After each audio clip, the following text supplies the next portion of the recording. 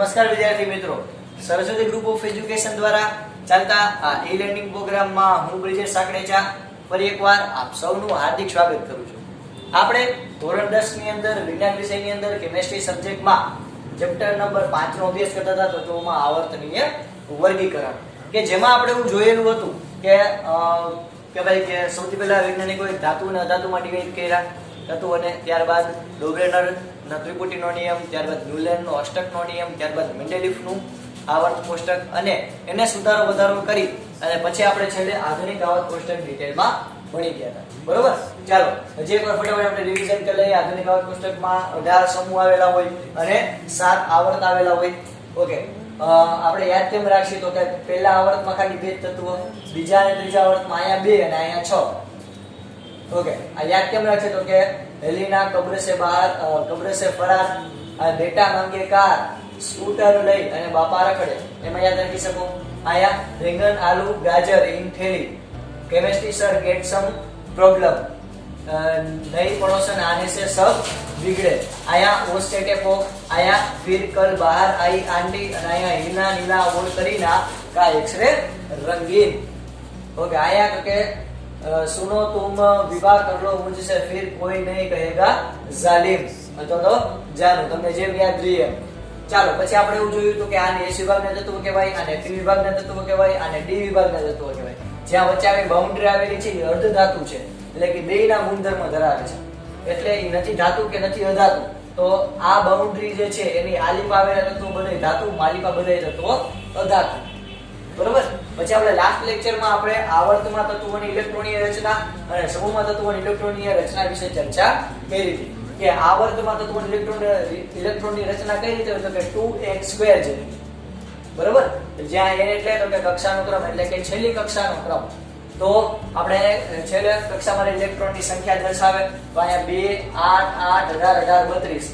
આંકડો યાદ રાખશો તો તમે કોઈ પણ પદાર્થનો એક જ સમૂહમાં રહેલા કોઈ પણ પદાર્થનો ઇલેક્ટ્રોન એના પરમાણુય ક્રમાંક છે એ તમે જાણી શકશો.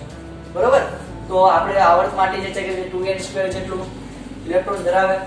હવે સમૂહમાં આપણે ઇલેક્ટ્રોનની ચર્ચા કરીએ તો સમૂહમાં ઉપરથી નીચે તરફ જતા ઇલેક્ટ્રોનની સંખ્યા શું થાય? વધે. એટલે કે આપણે અહીંયા ચર્ચા કરીએ તો જો hydrogen, lithium, sodium, potassium, rubidium, caesium અને ફ્રાન્સિયમ, તો આનો હાઇડ્રોજનનો પરમાણુ ક્રમાંક 1. આ 1 માં કેટલા ઉમેરવાના તો કે 2. આની ઉપર કયો તત્વ તો કે 2, તો 2 અને 1. ઓકે, સોડિયમ એની ઉપર કયું છે તો કે એની ઉપર આ બે તત્વો આવેલા 2 અને 8, તો 2 8 અને 1. ચાલો અહીંયા પોટેશિયમ, તો એની ઉપર 2 8 8 અને 1. એવી રીતે 2 8 18 1, 2 8 18 1, 2 8 8 18 32 અને 1. અને પરમાણુ ક્રમાંક કેમ મળે તો કે ઈ પણ તમને મળી જાય કે આમાં આટલી વસ્તુ ઉમેરતી જવાની. જેમ કે હાઇડ્રોજનનો પરમાણુ ક્રમાંક 1, 1 માં 2 ઉમેરું તો થાય 3, 3 માં 8 ઉમેરું તો થાય 11, 11 માં 8 ઉમેરું તો થાય 19, 19 માં 18 ઉમેરું તો 37, 37 માં 18 ઉમેરું તો 55 ને એમાં 18 ઉમેરું તો 87. એવી જ રીતે બીજું ઉદાહરણ આપીશ તો કે બીજો સમૂહ લઈ તો બેરિલિયમ એટલે 4. તો બેરિલિયમ છે એમાં કેટલા ઉમેરું તો મને મેગ્નેશિયમનો પરમાણુ ક્રમાંક મળે, તો કે લાઈનમાં છેલ્લે આવી જવાનું, તો કે એમાં 8 ઉમેરું તો મને મેગ્નેશિયમ મળે. મેગ્નેશિયમમાં કેટલા ઉમેરું તો મને કેલ્શિયમનો પરમાણુ ક્રમાંક મળે, તો કે લાઈનમાં આગળ આવી જવાનું, તો મેગ્નેશિયમમાં 8 ઉમેરું તો મને કેલ્શિયમનો પરમાણુ ક્રમાંક મળે. એમાં 18 ઉમેરું તો Sr નો પરમાણુ ક્રમાંક મળે, એમાં 18 ઉમેરું તો Ba નો પરમાણુ ક્રમાંક મળે, અને એમાં 18 ઉમેરું તો Ra નો પરમાણુ ક્રમાંક મળે. બરોબર, તો આ રીતે તમે કોઈ પણ સમૂહમાં રહેલ ઇલેક્ટ્રોનની રચના તમે મેળવી શકો. બરોબર, જેમ કે જો એક હજી ઉદાહરણ કરાવું છોકરાઓ, જો કરો તમે ભલે આ પાડતા તો એવું કરો. ચાલો સમૂહ આપણે 17 લઈ લઈએ. સમૂહ 17 એટલે આવડો ફ્લોરિન, તો ફ્લોરિનનો પરમાણુ ક્રમાંક કેટલો તો કે 9. બરોબર, ચાલો પહેલા આપણે આ બંને પૂછી નાખીએ. ફ્લોરિનનો પરમાણુ ક્રમાંક 9 છે, તો એમાં હું કેટલા ઉમેરું તો મને ક્લોરીનનો પરમાણુ ક્રમાંક મળે? તમે વિચારો છો એમાં હું કેટલા ઉમેરું તો મને ક્લોરીનનો પરમાણુ ક્રમાંક મળે?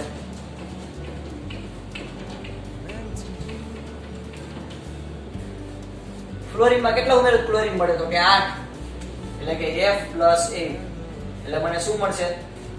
ક્લોરીનનો પરમાણુ ક્રમાંક 17. હવે ક્લોરીનમાં કેટલા ઉમેરે? 18,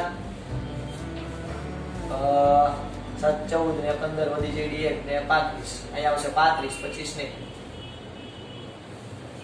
ચાલો હવે તો કે આમાં કેટલા ઉમેરો તો મને ઈન્ડિયમનો પરમાણુ ક્રમાંક મળે તો કે ભાઈ 18. તો બ્રોમિનમાં હું 18 ઉમેરીશ તો મને ઈન્ડિયમનો પરમાણુ ક્રમાંક મળશે. ચાલો આપણે આમાં વળી પાછા 18 ઉમેરી દઈએ. 5 ને 5 10 ને 3 13 ને વળી છેડી 1 ને 4 ને 4 ને 5 53. હવે ઈન્ડિયમમાં કેટલા ઉમેરો મને એસ્ટેટિનનો પરમાણુ ક્રમાંક મળે તો કે 32. આમ ક્રોસ કરવાનું. ઓકે તો ક્યાં હતા આપણે આમ 32 ઉમેરવાના છે 5 અને 8 એટલે 85 એસ્ટેટિન. તો તમે એક જ સમૂહમાં રહેલા તત્વોની પરમાણુ ક્રમાંક તમે મેળવી શકો. પરમાણુ ક્રમાંક મળે તો અંદર રહેલા પ્રોટોનની સંખ્યા મળે, પ્રોટોનની સંખ્યા મળે, ઇલેક્ટ્રોનની સંખ્યા મળે અને ન્યુટ્રોનની સંખ્યા મળે. પ્રોટોન અને ન્યુટ્રોન બેની સંખ્યા મળે તો તમે કોઈ પણ પદાર્થનું પરમાણુય દળ મેળવી શકો. બરાબર. ચાલો તો આ ફટાફટ લખી દેજો વિડિયો પોઝ કરી.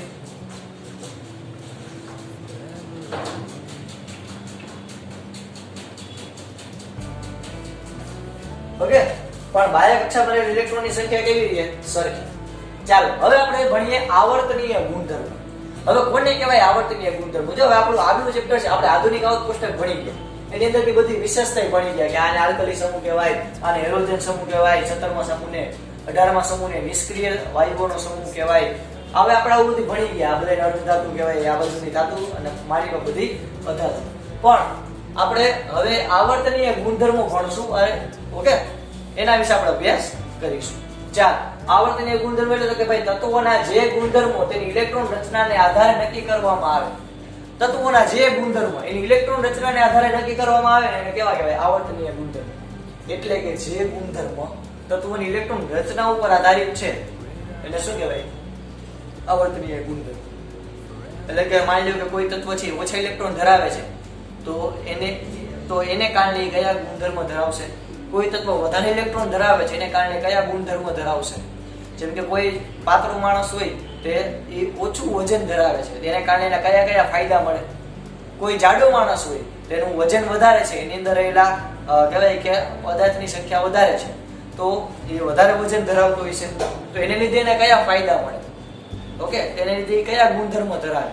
જેમ કે કોઈ બહુ જાડું માણસ હોય ડોક્ટર હાથી જેવું માન ઊભું થઈ શકે તો એનો ગુણધર્મ થયો કે માન ઊભું થવું.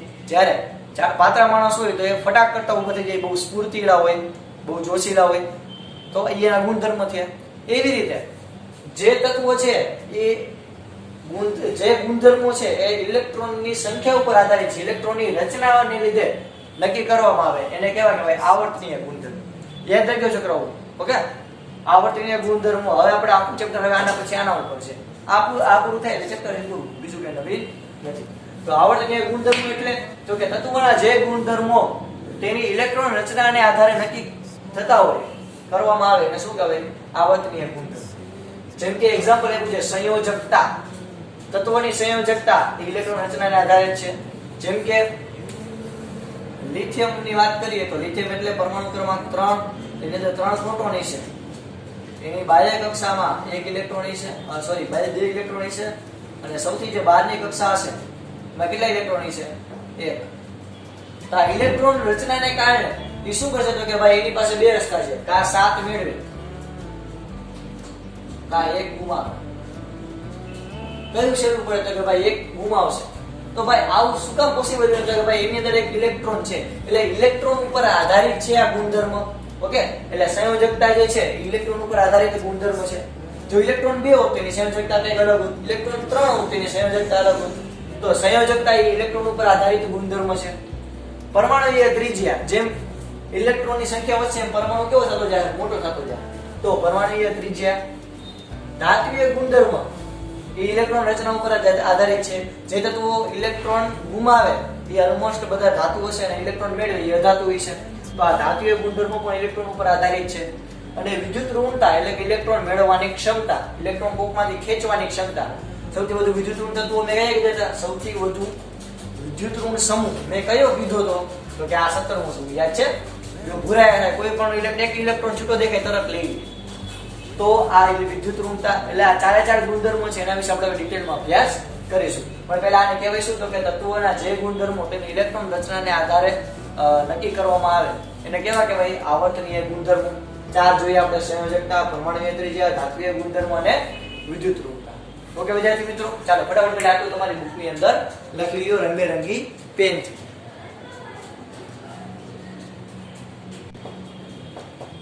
ચાલો આપણે જોઈએ સંયોજકતા. બરોબર, આપણે કીધું કે જે ગુણધર્મો હોય ઇલેક્ટ્રોનની રચના ઉપર આધારિત રાખતા હોય એવાને આપણે કહીએ આવર્તનીય ગુણધર્મો. તો એની અંદર સૌથી પહેલા આપણે એક્ઝામ્પલ તરીકે લીધું તો સંયોજકતા.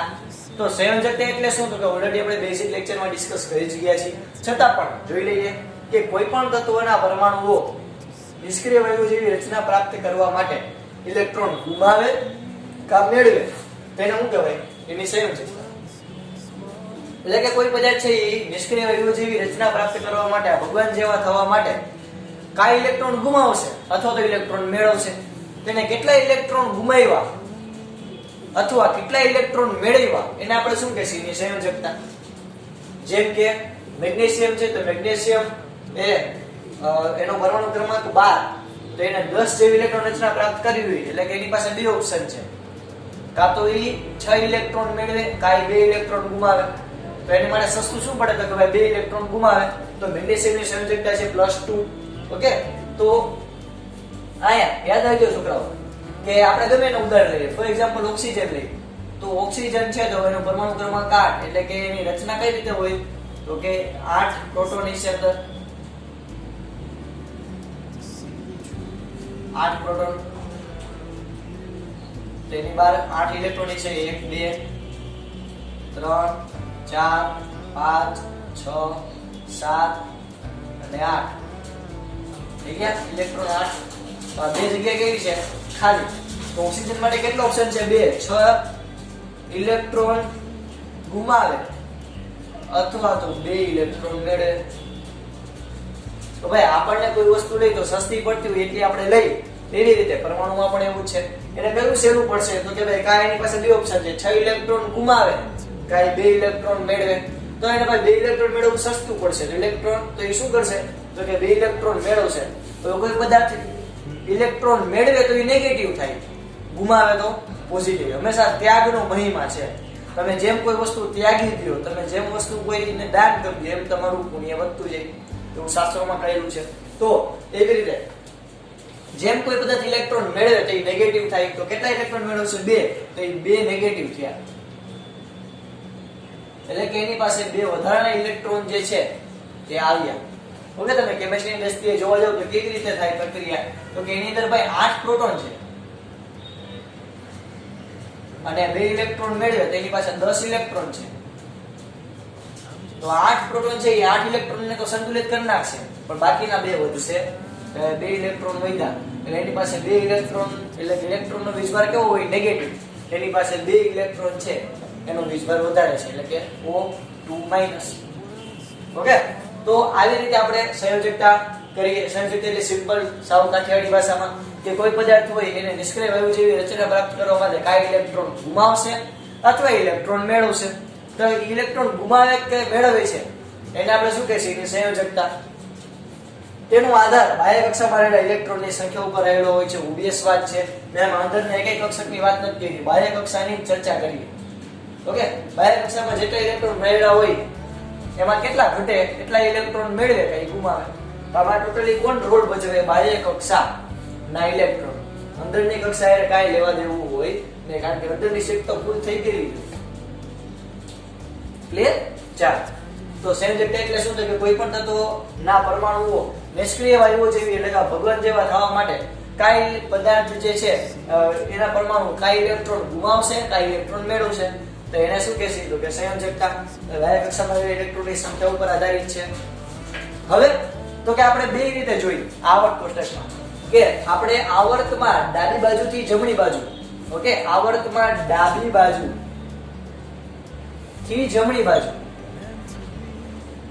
તરફ જતા અને આવર્તમાં લખાઈ ગયું છે બધે, ફટાફટ લખી લેજો આપ. અને સમૂહમાં ઉપરથી નીચે જતા સંયોજકતા જે છે એમાં શું ફેરફાર થાય આપણે હવે જોવાનું છે. તો જોઈએ આપણે, આપણી કઈ ના જ નથી. ચાલો જોઈએ.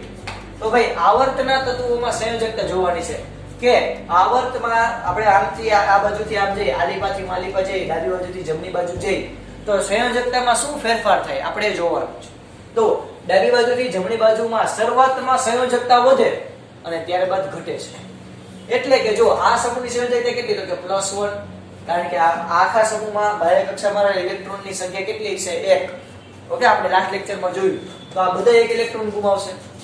તો અહીંયા તો કે અહીંયા આપણે આ પણ જોયું +2. આખો સમૂહ જે છે એની બાહ્ય કક્ષામાં 2 ઇલેક્ટ્રોન રહેલા છે, બધા 2 ઇલેક્ટ્રોન શું કરશે દાન કરશે. પછી તો કે આપણે ડાયરેક્ટ હવે અહીંયા કેટલો મારવાનો, અહીંયાથી અહીંયા, કારણ કે અહીંયા વચ્ચે કાંઈ નથી તો અહીંયા +3 અને અહીંયા +4. તો તમે ડાબી બાજુથી જમણી બાજુ જાવ તો જો શરૂઆતમાં વૈધી આ પહેલું, બીજું, ત્રીજું અને ચોથું. તો શરૂઆતમાં વૈધી પછી તો કે ઘટે, એટલે કે 4 થી 0. મેં યાદ છે કીધું તો કે આ બે પોસિબિલિટી ધરાવે કે આ +4 થાય અને -4 થાય. એને એની મનનો મોરલો. ઓકે, સમૂહ 14 એની મનનો મોરલો, એને મન પડે કરે. તો આ બે પોસિબિલિટી ખરા, એટલે +4 ધરાવે -4 બનાવી શકે. ઓકે, હવે ધીરે ધીરે ઘટતું જાય. હવે નાઇટ્રોજન છે તેને જો ભગવાનથી 3 કદમ જ દૂર છે. ઓકે, મેં એમ યાદ રખાવ્યું હતું. તો ઈ 3 ઇલેક્ટ્રોન મેળવશે, આ 2 ઇલેક્ટ્રોન મેળવશે, આ 1 ઇલેક્ટ્રોન મેળવશે, ને આ તો પોતે જ ભગવાન છે એટલે 0, કાઈ માથાકૂટ જ નહીં. તો જો તમે ડાબી બાજુથી જમણી બાજુ તરફ ગયા તો સંયોજકતા જે છે પહેલા વૈધી 1 2 3 અને 4 પહેલા વૈધી, પછી તો કે જો ધીરે ધીરે ઘટી -3 -2 -1. તો પહેલા સંયોજકતા વૈધી 1 2 3 અને 4. પછી આ નિશાની આપણે ધ્યાનમાં ન લે, ખાલી આંકડાઓને ધ્યાનમાં લઈ. તો જો પહેલા થઈ 1 થી 4, પછી તો કે જેવું અહીંયા આવ્યા પછી તો કે પછી થઈ 4 થી 0, પછી થઈ 4 થી 0. સિમ્પલ, ખબર પડે, સાવ ચંપુ જેવું. એલા આવર્તમાં ડાબી બાજુથી જમણી બાજુ તરફ જાવ તો પહેલા ઇલેક્ટ્રોનની પહેલા સંયોજકતા જે છે વધે 1 2 3 અને 4 અને પછી ઘટે. ચાલ હવે સમૂહની ચર્ચા કરીએ. સમૂહ એટલે તો કે આ ઊભો હળિયો, એટલે કે ઊભો સમૂહ. સમૂહમાં તત્વોની સંયોજકતા જે છે કેવી રીતે આપણને જોવા મળશે તો કે એક જ સમૂહમાં રહેલા બધા તત્વોના બાહ્ય કક્ષામાં રહેલા ઇલેક્ટ્રોનની સંખ્યા સરખી હોય. ઓકે, આપણે લાસ્ટ લેક્ચરમાં ચર્ચા કરી હતી, આયા પણ અત્યારે વળી પાછળ ચર્ચા કરું. એલો ચલો વાલો તમારે જેવું બોલ.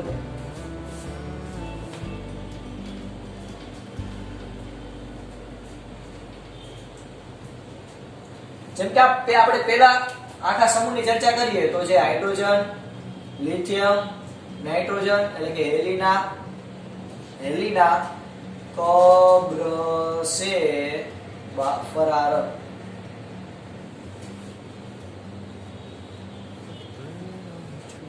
આની ઇલેક્ટ્રોન રચના 1, આની 2 અને 1, આની 2 8 અને 1. આપણે લાસ્ટ લેક્ચરમાં જોયું હતું 2 8 8 અને 1, આની 2 8 8 18 અને 1, આની 2 સોરી પેલા ઠેકડો બનાવી 2 8 8 18 18 અને 1, આની 2 8 8 18 18 32 અને 1. બરોબર. તો મેં જેમ સમૂહમાં ઉપરથી નીચે તરફ જાવ તો ઇલેક્ટ્રોન વધતા જાય, પણ આપણે લાસ્ટ લેક્ચરમાં પણ ચર્ચા કરી હતી બાહ્ય કક્ષામાં રહેલા ઇલેક્ટ્રોનની સંખ્યા કેવી હોય, એક જ સરખી. તો બાહ્ય કક્ષામાં રહેલા ઇલેક્ટ્રોનની સંખ્યા એક જ સરખી હોય તો સંયોજકતા તો કેના ઉપર આધાર રાખે, બાહ્ય કક્ષામાં રહેલા ઇલેક્ટ્રોન ઉપર. તો આમાં તો જો બધાયમાં બાહ્ય કક્ષામાં કેટલા ઇલેક્ટ્રોન છે 1, તો સમૂહમાં તમે ઉપરથી ગમે એટલા નીચે જાઓ એની સંયોજકતા કેટલી રહેશે 1. એટલે કે આ હાઇડ્રોજન પણ એક ઇલેક્ટ્રોન ગુમાવે, લિથિયમ પણ એક ઇલેક્ટ્રોન જ ગુમાવે, સોડિયમ પણ એક જ ઇલેક્ટ્રોન ગુમાવે, પોટેશિયમ પણ એક જ ઇલેક્ટ્રોન ગુમાવે, રૂબિડિયમ પણ એક જ ઇલેક્ટ્રોન ગુમાવે, સીઝિયમ પણ એક જ ઇલેક્ટ્રોન ગુમાવે અને ફ્રાન્સિયમ પણ એક જ ઇલેક્ટ્રોન ગુમાવે. તો સમૂહમાં ઉપરથી નીચે તરફ જાઓ તો બાહ્ય કક્ષામાં રહેલા ઇલેક્ટ્રોનની સંખ્યા એક જ સરખી હોવાથી સંયોજકતા બધાયની કેવી હોય, એક જ સરખી. એટલે કે સમૂહમાં આ બેરિલિયમ છે એ +2 સંયોજકતા ધરાવે, આ Ba છે એ પણ +2 સંયોજકતા ધરાવે, આ બોરોન છે એ +3 સંયોજકતા ધરાવે, તો આ ગેલિયમ પણ +3 સંયોજકતા ધરાવે, આ થોરિયમ પણ +3 સંયોજકતા ધરાવે. એટલે કે આ પણ 3 ઇલેક્ટ્રોન દાન કરે, એલ્યુમિનિયમ પણ 3 ઇલેક્ટ્રોન નું દાન કરે. હવે આને આપણે વાત કરીએ તો જો નાઇટ્રોજન છે એ 3 ઇલેક્ટ્રોન મેળવે તો આ આ કહેવાય એન્ટીમની છે એ પણ 3 ઇલેક્ટ્રોન મેળવે, બિસ્મથ પણ 3 ઇલેક્ટ્રોન મેળવે. ઓકે, આ આપણે ઓક્સિજન વાળા સમૂહની ચર્ચા કરીએ તો ઓક્સિજન છે એ પણ 2 ઇલેક્ટ્રોન મેળવે, સેલેનિયમ પણ 2 ઇલેક્ટ્રોન મેળવે. આપણે આ ફ્લોરિન વાળા સમૂહની વાત કરીએ, હેલોજન સમૂહ, તો બધાય તત્વો છે એ કેટલી સંયોજન ધરાવે છે? -1. એટલે કે આ બધાય તત્વો છે એ 1 ઇલેક્ટ્રોન મેળવશે એનું અષ્ટક પૂરું કરવા માટે. અને આ તો નિષ્ક્રિય તત્વો, એ કોઈ પ્રક્રિયા કરશે નહીં એટલે સંયોજકતા 0. ક્લિયર થયું? તો સંયોજકતા એટલે આપણે આ લેક્ચરમાં શું ભણ્યા? તો કે કોઈ તત્વ જે છે એ નિષ્ક્રિય વાયુ જેવી રચના પ્રાપ્ત કરવા માટે, ભગવાન જેવા બનવા માટે કાંઈ ઇલેક્ટ્રોન મેળવશે, કાંઈ ઇલેક્ટ્રોન ગુમાવશે, એને આપણે કીધી સંયોજકતા, કે જે તત્વના વાહકન કક્ષામાં રહેલા ઇલેક્ટ્રોનની સંખ્યા ઉપર આધારિત. જેમાં આપણે ભણ્યા હતા આવર્તમાં અને સમૂહમાં તત્વોની સંયોજકતા. તો આવર્તમાં કઈ? તો કે ડાબી બાજુથી જમણી બાજુ તરફ જાઓ તો આવર્તમાં જો પેલા વધે 1 2 3 અને 4, પછી ઘટે -4 -3 -2 -1 0. સમૂહમાં ઉપરથી જે તરફ જાઓ તો સંયોજકતા કેવી છે? એક જ સરખી, કારણ કે સમૂહમાં રહેલા બધા તત્વોની બાહ્ય કક્ષામાં ઇલેક્ટ્રોનની સંખ્યા કેવી છે? એક જ સરખી. તો તમે વિચાર કરો કે આવર્ત કોષ્ટક જેને બનાવ્યું હશે એની મોસ્ટલી એને કેટલું મગજ વાપર્યું છે. એને એકલા એને બનાવ્યું, આખી જે ટીમ હોય પણ એને કેટલું મગજ કહેવાય આમાં યુઝ કર્યું હશે અને કેવી રીતે મસ્ત મજાનું ગોઠવું. જો કે આપણે આ ખાલી એક જ આવર્ત કોષ્ટકમાં આપણે ઘણી બધી વસ્તુઓ તત્વોની સમજી શકીએ. બરોબર? તો ચાલો આપણે જ્યાં સુધી રાખીએ છોકરાઓ, બધું તમારી બાકી બુકમાં મસ્ત મજાના રંગબેરંગી પેનથી લખવાનું છે. ઓકે, આપણે જ્યાં સુધી રાખીએ, બધું લખી નાખજો. જય ભારત, જય હિન્દ. ચાલો લખી નાખીએ.